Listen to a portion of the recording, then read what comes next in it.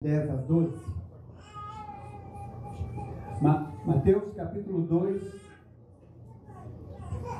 E eu queria que você deixasse a sua Bíblia aberta.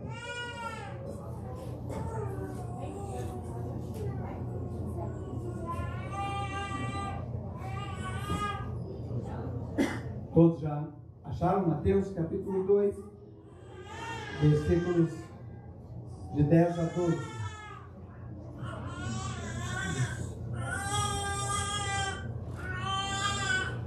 Deixa eu fazer uma pergunta para vocês aqui. Quem ainda não foi ao shopping? Então a maioria já foi para o shopping comprar um presente, perfeito? Eu já ganhei o meu presente. Estou feliz, já ganhei o meu presente já. Tá? Mas eu quero perguntar para você uma coisa. Se você saísse por aí perguntando assim, o Natal é tempo de quê? O que você iria ouvir? Festa. O que mais? Presente. Gasto. Isso. Comida. Família. Isso.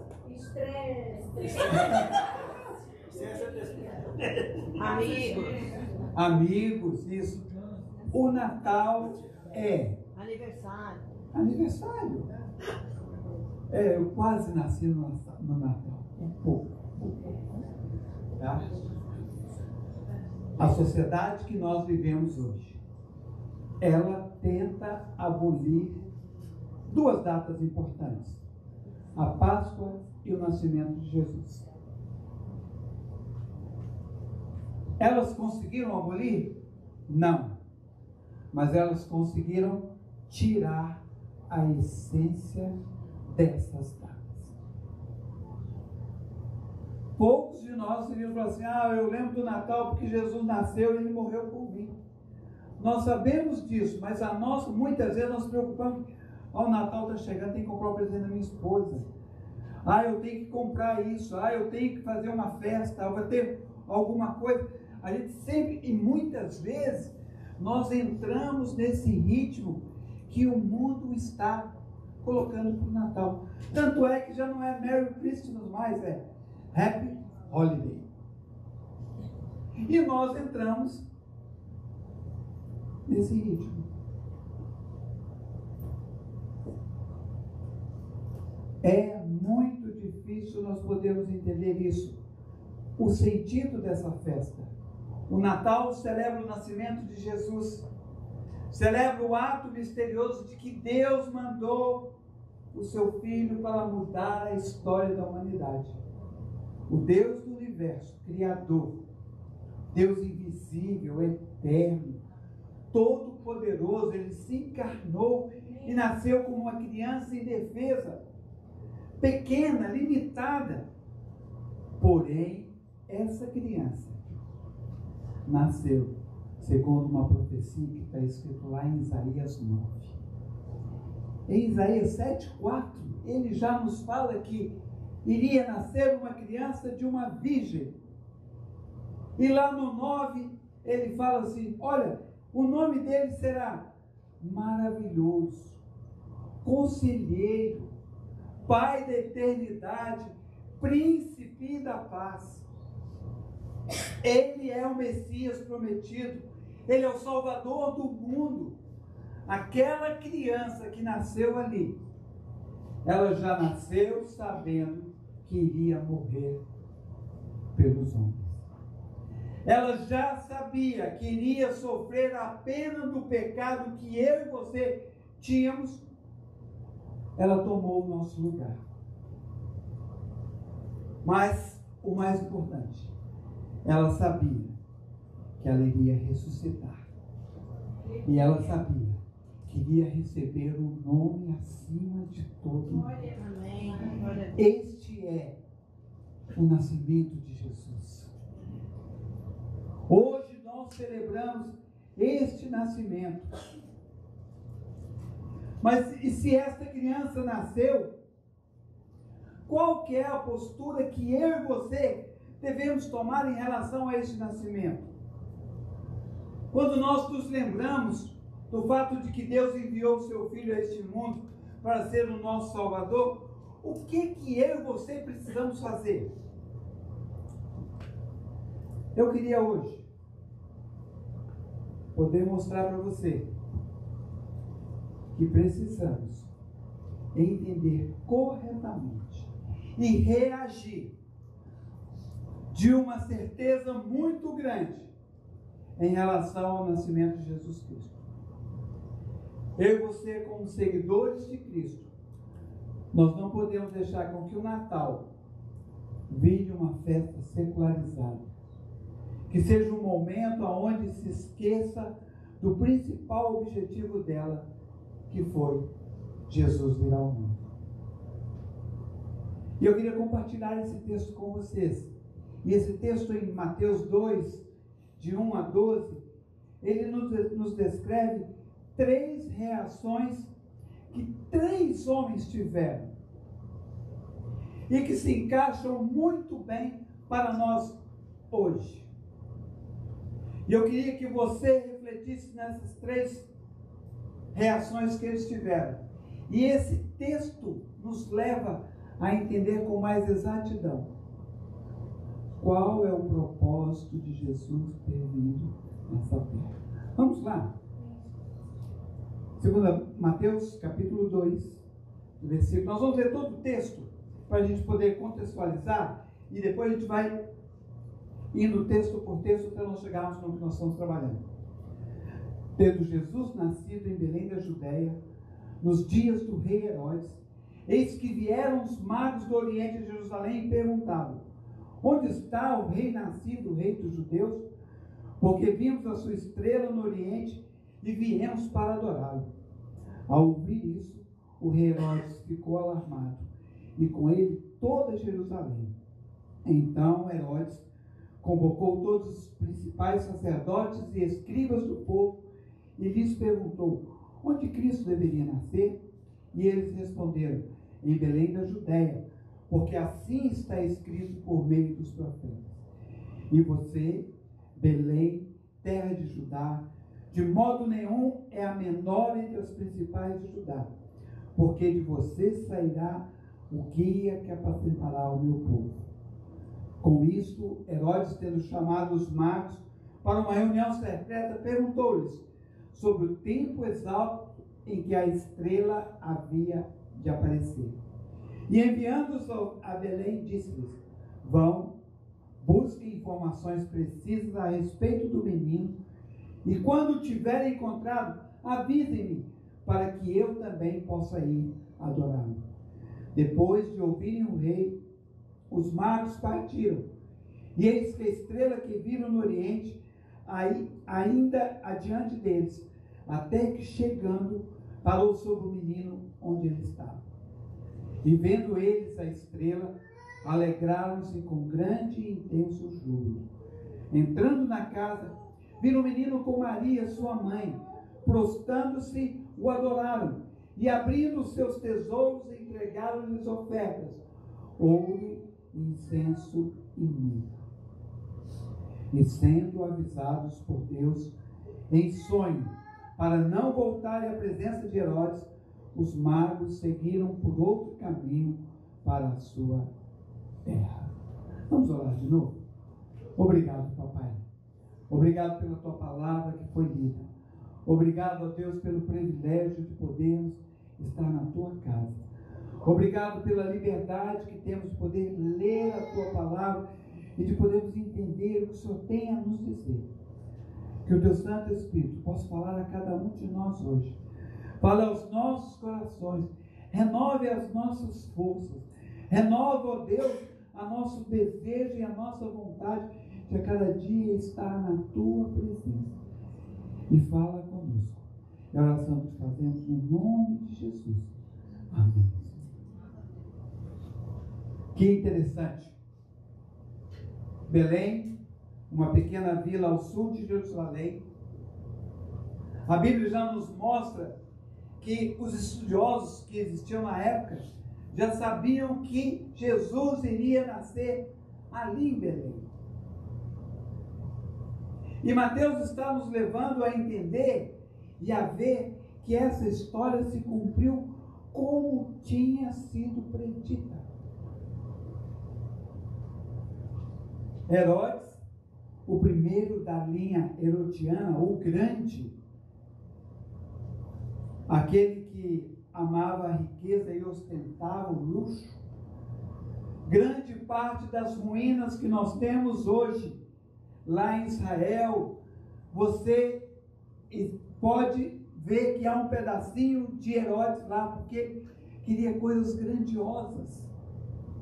E quando se ouviu a notícia de que iria nascer um Salvador, ele sentiu-se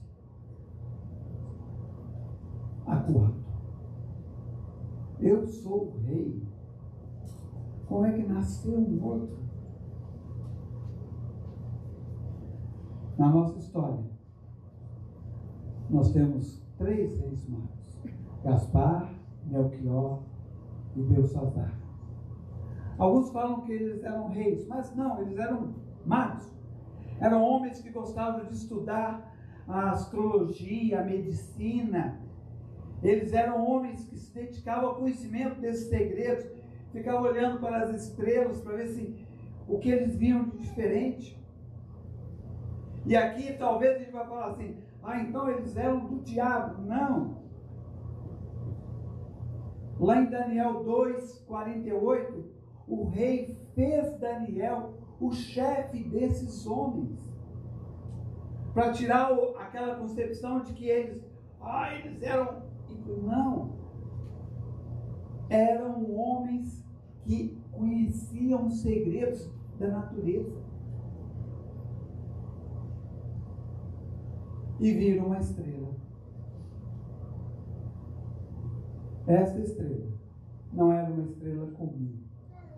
Tanto é que essa estrela só foi vista do Oriente. Ninguém em Belém viu essa estrela.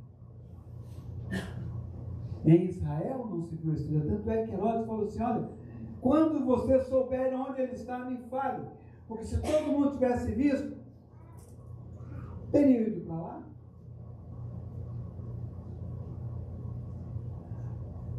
Não acontece somente coisas boas, acontecem coisas más.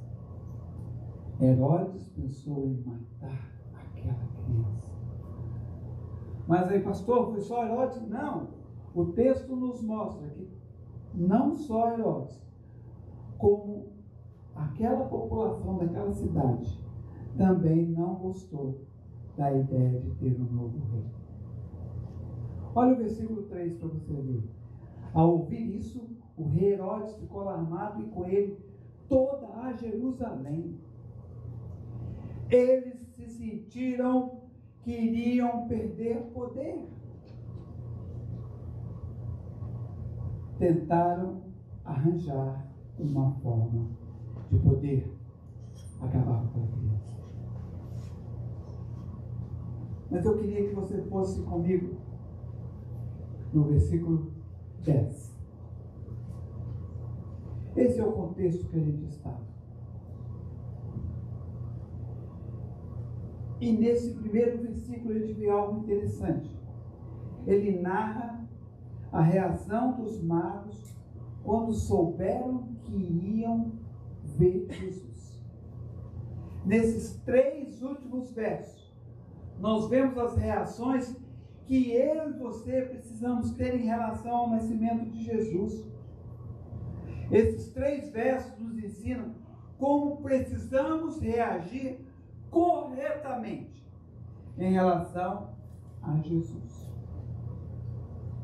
O que o nascimento de Jesus precisa produzir em nós? Vamos ler o versículo 10. E vendo eles a estrela, alegraram-se. O primeiro reação que eu e você, o nascimento de Jesus precisa ter em sua vida, é de alegria. As mães que nós temos aqui hoje. Irmã Eliana, quando seu filho nasceu, a senhora chorou de tristeza ou de alegria? de alegria. Foi fácil? Teve as contrações, mas, entendeu? Irmã Elisângela, Samuel, Isadora, foi fácil? Não, mas chorou de alegria. Gente, as mães têm o privilégio de, olha, passo por aqueles momentos, ainda mais aqui, que você fica o dia todo sentindo dor. Aí você vai assim, quando pega no colo, você fala, gente do céu, que neném lindo. É meu filho. Que alegria. Olhem bem, a primeira reação que eu e você precisamos ter, e o texto está nos mostrando aqui, precisamos nos alegrar. Mas esse texto continua um pouquinho mais, com grande e intenso júbilo. Não é uma alegria comum. Não é simplesmente assim, estou feliz. É intenso, é grande. É um gozo de alegria, de satisfação. Mas aí surge aquela pergunta, por que eles se alegraram? Porque depois de uma longa jornada, eles iriam se encontrar com Jesus. Você espera 9 meses para o neném nascer. Uma hora ele tem que nascer. Irmã Ruth só pegou a Melanie na mão, né, no colinho lá. A senhora nem imaginava a moça bonita queria ser, não é? É a mesma coisa. Depois de uma longa caminhada que aqueles magos tiveram, eles tiveram a compensação do seu trabalho. Eles tiveram o propósito de falar assim, ganhei na viagem que eu fiz. Essa alegria que eles sentiram, meus irmãos, podemos chamar de prazer. E esse prazer aqui é aquele que eu e você sentimos quando a gente faz alguma coisa por alguém que a gente gosta muito. Por alguém que a gente tem muita afeição por ele. E esse prazer que ele sentiu aqui, de ver que Jesus nasceu e que trouxe esse sentimento para eles, eles ficaram felizes. Mas eu pergunto para você, será que você sente prazer em estar com esse Cristo que nasceu? Será que você tem esse prazer? Será que você está feliz? Salmo 51, 12 fala assim, restitui-me a alegria da tua salvação e sustenta-me com o espírito voluntário. Eu preciso que essa alegria seja restituída na minha vida. Filipenses 4 fala assim, alegrai-vos sempre no Senhor. Amém. Outra vez vos digo, alegrai-vos. O nascimento de Jesus precisa para cada um de nós ser um momento de alegria. Obrigado, Deus, porque o Senhor mandou Jesus aqui neste lugar. Na nossa caminhada cristã, quando este prazer de estar com Cristo, ele se vai, a nossa devoção também vai embora. Aquilo que moveu aqueles magos para fazer aquela caminhada tão grande foi saber que iriam encontrar o Messias.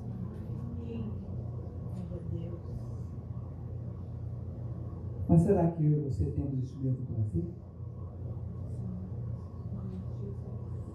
Além da alegria, eles fizeram algo mais além. Olha no versículo 11, por favor. Entrando na casa, viram o menino com Maria, sua mãe, prostrando-se.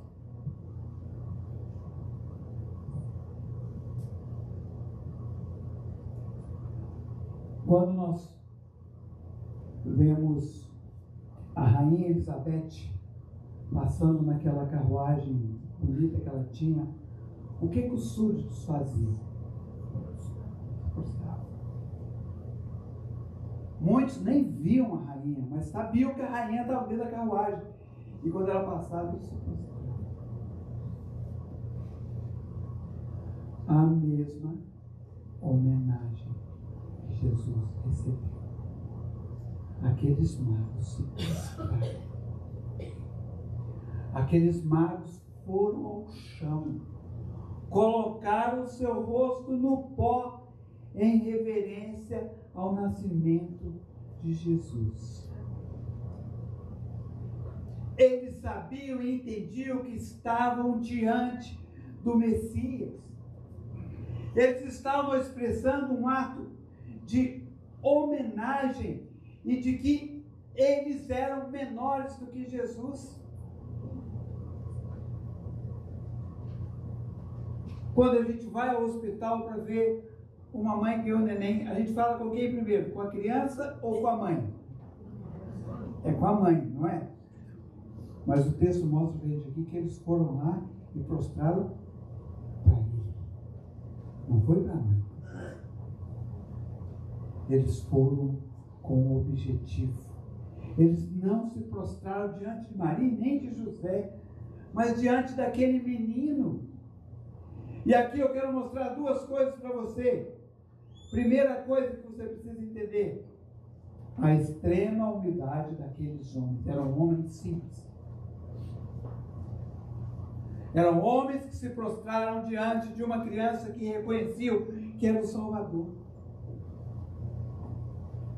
Eram homens que estavam ali com o desejo e a vontade de adorar o Messias. O que levaria aqueles homens a se prostrar diante daquela criança? Eles sabiam muito bem quem ela era. E eles não se deixavam levar por aquela aparência. E o Senhor Jesus disse que nós adoramos aquilo que nós conhecemos. João 4:22. Prestem atenção. Vocês adoram o que não conhecem. Nós adoramos o que conhecemos, porque a salvação vem dos judeus. Eles reconheceram que aquele menino era o Salvador. E aquilo que nós achamos que é digno, que deve ser levado em conta na nossa adoração, eles se prostraram para adorar. Mas muitas vezes, meu irmão e minha irmã, nós temos criado ídolos. Tem tomado o lugar de Jesus nas nossas vidas. Um ídolo é tudo aquilo que nós damos tanto valor, que nós pecamos para ter, que nós pecamos para desfrutar, e que nós pecamos como somos privados dele. Se há algo na sua vida que está fazendo você pecar, se você precisa iludir, se você precisa se privar, ele está virando um Deus na sua vida. Neste Natal, nesta data onde nós comemoramos o nascimento de Jesus, será que eu e você temos adorado Ele como Ele merece? Ou será que eu e você temos colocado outras coisas no lugar da adoração dele?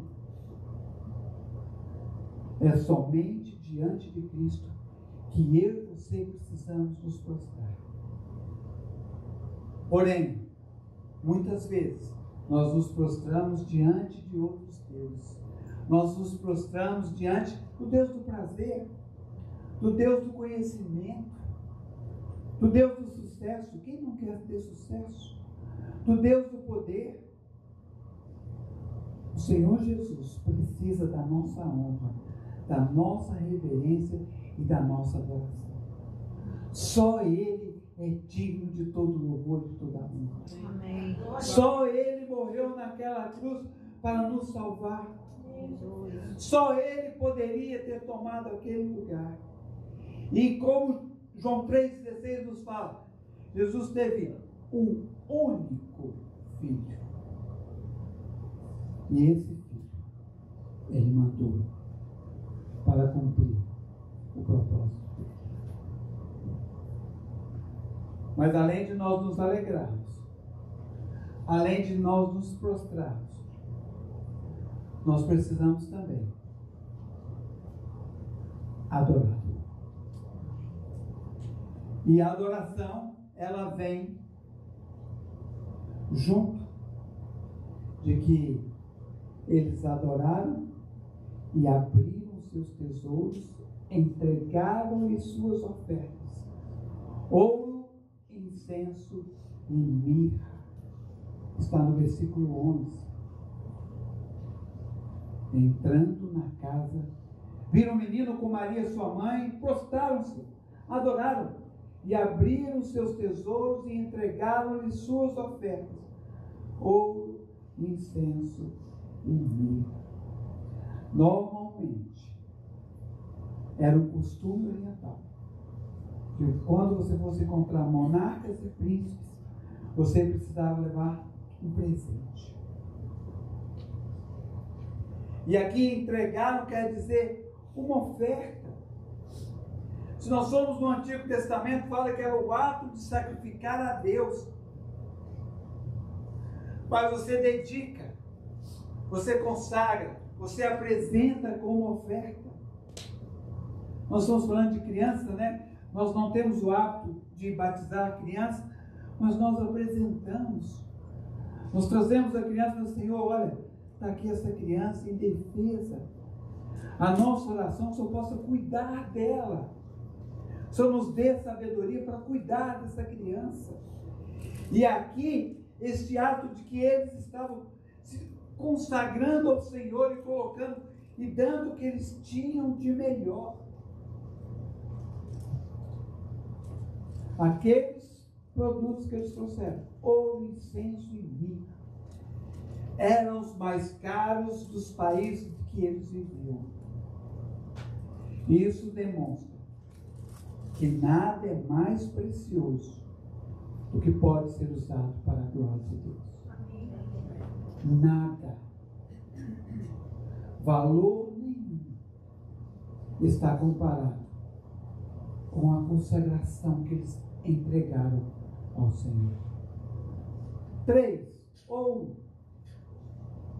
incenso, mirra, substâncias aromáticas finíssimas. O incenso era uma resina vegetal, amarga e era brilhante. A mirra era uma resina que podia ser amarelada, mas ela era usada como antisséptico e como perfume. Não era barato. E eles levaram para Jesus. Esse ingrediente, essa mirra e esse incenso, era usado para ungir os sacerdotes. Esses presentes eram dados não a uma pessoa comum, mas aos reis, que tinham valor. Mas aqueles 3 magos falam assim: essa criança tem muito valor para mim. Eu reconheço nela que está se cumprindo a promessa.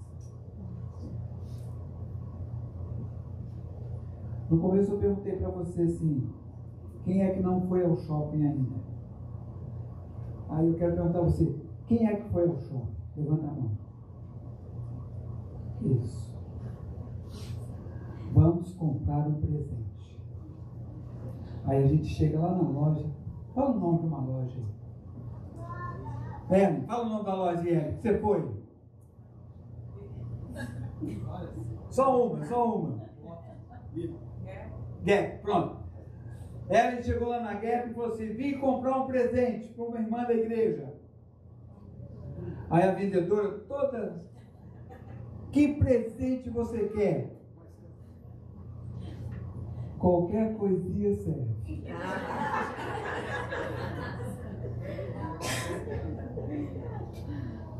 Você já passou por isso? Ou você vai lá e vê um presente lá e fala assim: vou comprar um presente. Mas quanto é esse presente? $1.000. Nossa, é muito caro. Mas a pessoa que eu vou dar esse presente, ele merece. Vai ser útil para ele. O preço foi salgado? Foi. Mas nada paga a alegria do seu irmão.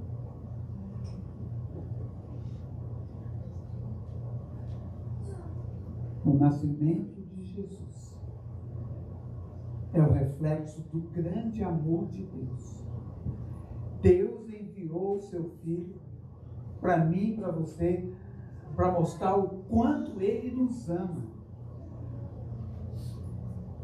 Por isso, qualquer coisa que eu e você oferecemos a Ele é sempre muito pouco, porque Ele ofereceu o que Ele tinha de melhor, o Filho dele.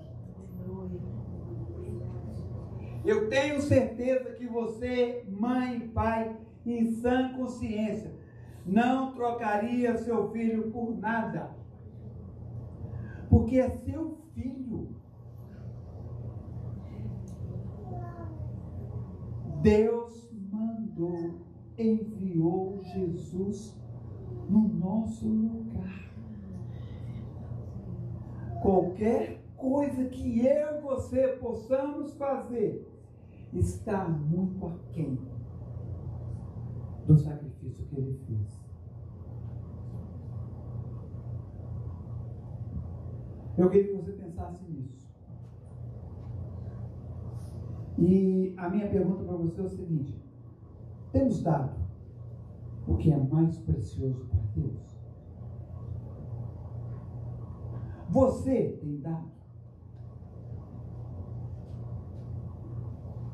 Eu queria ler um texto com vocês para a gente terminar. E ele está em 2 Coríntios 5, versículo 15.